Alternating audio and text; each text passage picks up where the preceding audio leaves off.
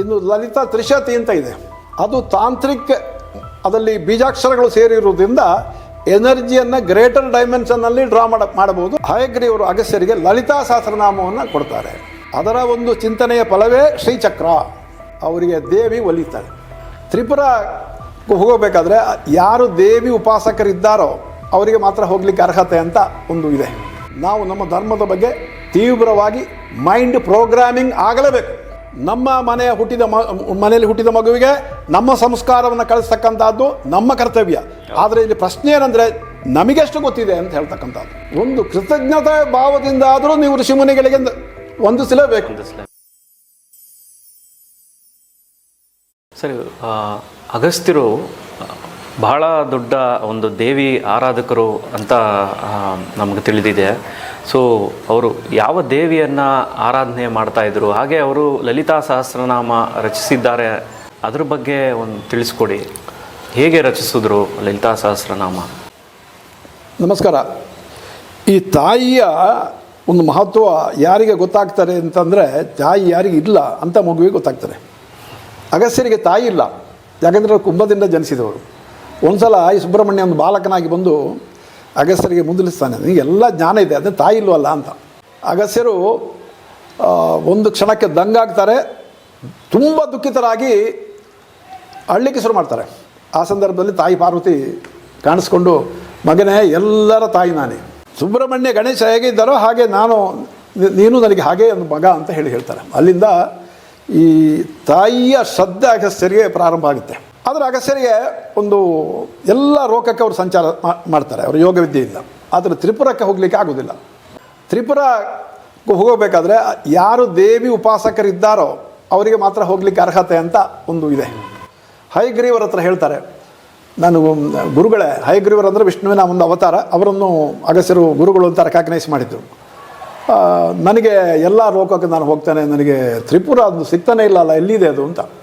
ಅದಕ್ಕೆ ಹಯಗ್ರೀವರು ಹೇಳ್ತಾರೆ, ತ್ರಿಪುರಕ್ಕೆ ಹೋಗಬೇಕಾದ್ರೆ ನೀವು ದೇವಿಯನ್ನು ಆರಾಧನೆ ಮಾಡಬೇಕು, ನಿನ್ನ ಹೆಂಡತಿ ಹೋಗ್ತಾ ಇದ್ದಾಳಲ್ಲ ಲೋಪಾಮುದ್ರೆ ಅಂತ. ಆಗ ಹಯಗ್ರೀವರೇ ಹೇಳ್ತಾರೆ, ವಿದರ್ಭ ರಾಜನ ಮಗಳಾದಂತಹ ಲೋಪಾಮುದ್ರೆ ಬಾಲ್ಯದಲ್ಲಿ ಭಗಮಾಲಿಕಾ ಅಂತ ಹೇಳುವಂತಹ ದೇವಿಯನ್ನು ಆರಾಧನೆ ಮಾಡ್ತಾಯಿದ್ರು. ಕಾರಣ ಏನಂತಂದರೆ, ವಿದರ್ಭ ರಾಜನೇ ಆ ದೇವಿಯ ಆರಾಧಕನಾಗಿದ್ದ. ತಂದೆ ಇಲ್ಲದ ಸಮಯದಲ್ಲಿ ಇವಳು ಹೋಗಿ ಆರಾಧನೆ ಮಾಡಲಿಕ್ಕೆ ಶುರು ಮಾಡ್ತಾಳೆ. ಅಂಥ ಸಂದರ್ಭದಲ್ಲಿ ಆ ದೇವಿ ಪ್ರತ್ಯಕ್ಷ ಆಗಿ ವರ ಕೇಳ್ತಾಳೆ. ಆವಾಗ ಲೋಪಾಮುದ್ರೆ ಹೇಳ್ತಾಳೆ, ನನಗೆ ತ್ರಿಪುರ ಸುಂದರಿಯನ್ನು ನೋಡಬೇಕು ಅಂತ. ಅವಾಗ ಅವಳಿಗೆ ಆ ಒಂದು ಅನುಗ್ರಹವನ್ನು ಮಾಡ್ತಾರೆ. ಹಾಗೆ ಅವಳು ತ್ರಿಪುರ ಲೋಕಕ್ಕೆ ಹೋಗ್ತಾಳೆ. ಆವಾಗ ಒಂದು ಸಜೆಷನನ್ನು ಕೊಡ್ತಾರೆ ಹಯಗ್ರೀವರು ಅಗಸ್ತ್ಯರಿಗೆ, ನೀನು ನಿನ್ನ ಹೆಂಡತಿಯನ್ನೇ ಪೂಜಿಸು, ಆವಾಗ ನಿನಗೆ ವಿದ್ಯಾಸಿದ್ಧಿ ಆಗ್ತದೆ ಅಂತ. ನಾವು ಇವತ್ತು ತಿಳ್ಕೊಂಡಿದ್ದೀವಿ ಏನಂತಂದರೆ, ಶ್ರೀರಾಮಕೃಷ್ಣ ಪರಮಹಂಸರು ಶಾರದಾ ದೇವಿಯನ್ನು ಪೂಜೆ ಮಾಡಿದ್ದೇ ಹೆಂಡತಿಯನ್ನು ಗಂಡ ಪೂಜೆ ಮಾಡಿದಂತಹ ಒಂದು ಪ್ರಥಮ ಇನ್ಸಿಡೆಂಟ್ ಅಂತ ಅಲ್ಲ. ಅನಾದಿಯಲ್ಲಿ ಅಗಸ್ತ್ಯರು ಲೋಪಾಮುದ್ರೆಯನ್ನು ಪೂಜಿಸಿದ್ರು. ಇಲ್ಲಿ ಅಗಸ್ತ್ಯರ ವಿಶಾಲವಾದಂಥ ಮನಸ್ಸನ್ನು ನಾವು ನೋಡ್ಬೋದು. ಆ ಹೆಂಡತಿಯಲ್ಲೇ ದೇವಿಯನ್ನು ಕಂಡು ಅಗಸ್ತ್ಯರವನ್ನ ಪೂಜಿಸಿದ ನಂತರ ಅವರಿಗೆ ದೇವಿ ಒಲಿತಾಳೆ. ಆ ಇಬ್ಬರಿಗೂ, ಗಂಡ ಹೆಂಡತಿಗೆ ಇಬ್ಬರಿಗೂ ಒಲಿತಾರೆ. ಆದರೆ ಅವರಿಗೆ ಅಗಸ್ತ್ಯರು ಯಾವುದನ್ನು ತನಗಾಗಿ ಮಾಡಲ್ಲ, ಸಮಾಜಕ್ಕಾಗಿ ಮಾಡ್ತಾರೆ. ಈ ದೇವಿಯ ಒಂದು ಕೃಪೆ ಎಲ್ಲರಿಗೂ ಲಭ್ಯ ಆಗಬೇಕು, ಅದಕ್ಕೆ ಏನು ಮಾಡಬೇಕು ಚಿಂತಿಸ್ತಾರೆ. ಅದರ ಒಂದು ಚಿಂತನೆಯ ಫಲವೇ ಶ್ರೀಚಕ್ರ. ನೀವು ಓದ್ಮಲೆ ಅಂತ ಇದೆ ಸೇಲಂನಲ್ಲಿ, ಅಲ್ಲಿ ಹೋದರೆ ನಿಮಗೆ ಬೆಟ್ಟದಲ್ಲಿ ನೋಡ್ಬೋದು. ಅಗಸ್ತ್ಯರು ಮತ್ತು ಲೋಪಾಮುದ್ರೆ ಒಟ್ಟಿಗೆ ಮಾಡಿದಂತಹ ಒಂದು ಶ್ರೀಚಕ್ರ ಇದೆ. ಅದು ಎಲ್ಲಿ ಮಾಡಿದ್ದಾರೆ ಅಂದರೆ ಬೆಟ್ಟದ ಕಲ್ಲಿನಲ್ಲಿ ಮಾಡಿದ್ದಾರೆ. ಅಲ್ಲಿಗೆ ಅಗಸ್ತ್ಯರು ನೀರು ತರಿಸ್ತಾರೆ. ಒಂದು ಸುಬ್ರಹ್ಮಣ್ಯನ ದೇಗುಲವೂ ಅಲ್ಲಿ ಇದೆ. ಜಗತ್ತಿನ ಪ್ರಪ್ರಥಮ ಶ್ರೀಚಕ್ರ ಅಲ್ಲಿ ಆಯಿತು. ಇನ್ನು ಶ್ರೀಚಕ್ರಕ್ಕೆ ಮಂತ್ರ ಬೇಕಲ್ಲ. ಹಯಗ್ರೀವರ ಹತ್ರ ಅಗಸ್ತ್ಯರು ಕೇಳ್ತಾರೆ, ಗುರುಗಳೇ, ಜನರ ಅನ್ನ ಬಟ್ಟೆಗೆ ಎಂದೂ ಕೊರತೆ ಆಗದ ಹಾಗೆ ಇರುವಂತಹ ಎಲ್ಲರಿಗೂ ತಾಯಿಯ ಕೃಪೆ. ಅನ್ನ ಬಟ್ಟೆ ಅಂದರೆ ಇಲ್ಲಿ ನೋಡಿ, ಯಾವುದೇ ಮಗುವಿನ ಬಗ್ಗೆ ಅತ್ಯಂತ ಹೆಚ್ಚು ಕಾಳಜಿ ಇರೋದು ಅದು ತಾಯಿಗೆ. ತಾಯಿ ಫಸ್ಟು ಮಗುವಿನ ಆರೋಗ್ಯ, ಅದರ ಹಸಿವು, ಇದು ನೇರವಾಗಿ ಅರ್ಥ ಆಗೋದು ತಾಯಿಗೆ. ಅಂಥ ತಾಯಿಯನ್ನು ಒಲಿಸಲಿಕ್ಕೆ ಒಂದು ವಿದ್ಯೆಯನ್ನು ಕೊಡಿ ಅಂತ ಹೇಳಿದ್ದಕ್ಕೆ ಹಯಗ್ರೀವರು ಅಗಸ್ತ್ಯರಿಗೆ ಲಲಿತಾ ಸಹಸ್ರನಾಮವನ್ನು ಕೊಡ್ತಾರೆ. ಆ ಲಲಿತಾ ಅಷ್ಟೋತ್ತರದಲ್ಲಿ ಓಂ ಲೋಪಾಮುದ್ರ ಅರ್ಚಿತಾಯಿ ನಮಃ ಅಂತ ಹೇಳಿ ಅಗಸ್ತ್ಯರು ಹೇಳ್ತಾರೆ. ನೋಡಿ, ಲೋಪಾಮುದ್ರೆ ಆ ಹಿಂದೆಯೇ ದೇವಿಯನ್ನು ಆರಾಧಿಸ್ತಾ ಇದ್ದರು ಅಂತ ಹೇಳೋದಕ್ಕೆ ಅದೊಂದು ಪುರಾವೆ. ಅದರ ಒಟ್ಟಿಗೆ ಇನ್ನು ಲಲಿತಾ ತ್ರಿಶತಿ ಅಂತ ಇದೆ, ಅದು ತಾಂತ್ರಿಕ್, ಅದರಲ್ಲಿ ಬೀಜಾಕ್ಷರಗಳು ಸೇರಿರುವುದರಿಂದ ಎನರ್ಜಿಯನ್ನು ಗ್ರೇಟರ್ ಡೈಮೆನ್ಷನ್ನಲ್ಲಿ ಡ್ರಾ ಮಾಡಬಹುದು. ಸಾಧಕರು ಅದನ್ನು ಫಾಲೋ ಮಾಡ್ತಾರೆ. ಜನಸಾಮಾನ್ಯರು ಲಲಿತಾ ಸಹಸ್ರನಾಮ ಅಷ್ಟೋತ್ತರವನ್ನು ಮಾಡ್ತಾರೆ. ಸೊ ಈ ರೀತಿಯಾಗಿ ಎನರ್ಜಿ ಡ್ರಾಯಿಂಗ್ ಮೆಥಡಾಲಜಿಯನ್ನು ಜಗತ್ತಿಗೆ ಪ್ರಪ್ರಥಮವಾಗಿ ಅಗಸ್ತ್ಯರು ಕೊಟ್ಟರು. ಇದನ್ನು ವಿಶೇಷ ಅಂದರೆ ಅಗಸ್ತ್ಯರಿಗೆ ಹಯಗ್ರೀವರ ಗುರುಗಳು, ಲೋಪಾಮುದ್ರಿಗೆ ಅಘೋರ ಋಷಿಗಳು ಗುರುಗಳು. ಒಬ್ಬರು ಹಾಡಿ ವಿದ್ಯೆ, ಇನ್ನೊಬ್ಬರು ಕಾಡಿ ವಿದ್ಯೆ. ಅಂದರೆ ಬೀಜಾಕ್ಷರ ಮಂತ್ರದಲ್ಲಿ ಅಲ್ಲಿ ವ್ಯತ್ಯಾಸ ಇರ್ತದೆ. ಈ ರೀತಿಯಾಗಿ ಶಾಕ್ತ ಪರಂಪರೆಯ ಒಂದು ಬಹಳ ದೊಡ್ಡ ಅದಕ್ಕೆ ಒಂದು ಬುನಾದಿಯನ್ನು ಅಗಸ್ತ್ಯರು ಹಾಕಿದ್ದಾರೆ. ಭಾಳ ಚೆನ್ನಾಗಿ ತಿಳಿಸ್ಕೊಟ್ಟಿದ್ದೀರಾ ಸರ್. ಸಾಕಷ್ಟು ಜನಕ್ಕೆ ಈ ವಿಷಯ ಗೊತ್ತಿರಲ್ಲ ಅಂತ ತಿಳ್ಕೊತೀನಿ. ಅದು ಏನಾಗಿದೆ ಅಂದರೆ ನಾವು ಇವತ್ತು ಈ ಋಷಿಮುನಿಗಳನ್ನು ಮರೆತು ಬಿಟ್ಟಿದ್ದೇವೆ. ಭಾಳ ದುಃಖಕರವಾದ ಸಂಗತಿ. ನಮ್ಮಲ್ಲಿ ಆಚಾರ್ಯತ್ರಯರು, ಬಸವಣ್ಣನವರು ಎಲ್ಲ ತುಂಬ ನಮ್ಮ ಬಂದು ಧರ್ಮ ಸಂರಕ್ಷಣೆ ಮಾಡಿದ್ದಾರೆ. ಅವರವರ ಶಿಷ್ಯಂದರು ಅವರವರ ಗುರುವಿನ ನಂತರದ ವಿಷಯಗಳನ್ನು ಮಾತ್ರ ಕಾನ್ಸಂಟ್ರೇಟ್ ಮಾಡ್ತಾ ಇದ್ದಾರೆ. ಹೌದು. ನಾವು ಬೇಸಿಕ್ಕಿಗೆ ಹೋಗದೆ ನಮ್ಮ ಸಮಾಜ ಸಂಘಟನೆ ಮಾಡಲಿಕ್ಕೆ ಆಗೋದಿಲ್ಲ. ನೋಡಿ, ನಾನು ನಿಮಗೆ ನೇರವಾಗಿ ಹೇಳ್ತೇನೆ, ಅಗಸ್ತ್ಯರಿಗೆ 18 ಜನ ಸಿದ್ಧರು ಅಲ್ಲದೆ 80,000 ಸಿದ್ಧರು ಅವರ ಫಾಲೋವರ್ಸ್ ಇದ್ದರು. ಅವರು ಎಲ್ಲಿಯೂ ಜಾತೀಯತೆಯನ್ನು ಮಾಡಲಿಲ್ಲ. ಅಸ್ಪೃಶ್ಯತೆಗೆ ಸ್ಥಾನವೇ ಇಲ್ಲ. ಎಲ್ಲರೂ ಸಮಾನರು. ಎಲ್ಲರೂ ಸಮಾನರು. ಈ 18 ಜನ ಸಿದ್ಧರಲ್ಲಿ ಹಾವಾಡಿಗನೂ ಇದ್ದ, ಆಯ್ತಲ್ಲ. ಬೇರೆ ಬೇರೆ ಕಮ್ಯುನಿಟಿಯಿಂದ ಬಂದವರಿದ್ದರು, ವಿಶ್ವಕರ್ಮರಿದ್ದರು, ಬೇರೆ ಇನ್ನೂ ನಮ್ಮ ಇವತ್ತು ಏನು ಉಪೇಕ್ಷಿತ ವರ್ಗ ಅಂತ ಹೇಳ್ತಾರೆ ಅಲ್ಲಿಂದ ಬಂದವರಿದ್ದರು. ಯಾರ ಮಧ್ಯೆಯೂ ಅಗಸ್ತ್ಯರು ತಾರತಮ್ಯತೆ ಮಾಡಿಲ್ಲ, ಎಲ್ಲರಿಗೂ ವಿದ್ಯೆಯನ್ನು ಕೊಟ್ಟಿದ್ದಾರೆ. ಆ ಪ್ರಾಚೀನ ನಡವಳಿಕೆ ಏನಿದೆ ಅದು ಯಾವಾಗ ಬದಲಾಯಿತು, ಅದು ಇವತ್ತು ನಾವು ಜಿಜ್ಞಾಸೆ ಮಾಡಬೇಕಾದಂಥ ಒಂದು ಸಂದರ್ಭ ಬಂದಿದೆ. ಇನ್ನು ಅಗಸ್ತ್ಯರ ಒಟ್ಟಿಗೆ ನಾಥಪಂಥದ ಗುರುಗಳು ಗೋರಖನಾಥ್ ಮತ್ತು ಮಚ್ಚೇಂದ್ರನಾಥ್, ಅವರ ಕಾಂಟ್ರಿಬ್ಯೂಷನ್ ವಾಸ್ ಕ್ವೈಟ್ ಹ್ಯೂಜ್. ಆದರೆ ಇವರೆಲ್ಲರನ್ನು ತಗೊಂಡು ಊರಿಂದ ಊರಿಗೆ ಸುತ್ತಿಸಿದವರು ಅಗಸ್ತ್ಯರೇ.